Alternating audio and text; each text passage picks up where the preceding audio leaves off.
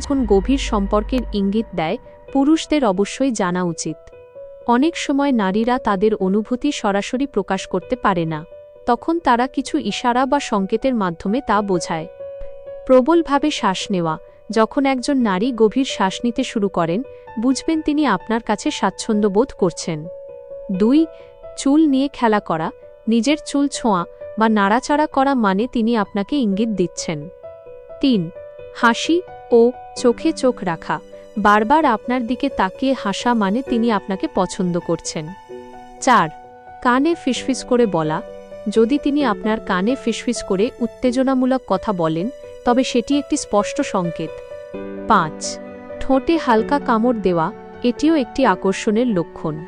নারীদের এই ইঙ্গিতগুলো বোঝা পুরুষদের জন্য গুরুত্বপূর্ণ।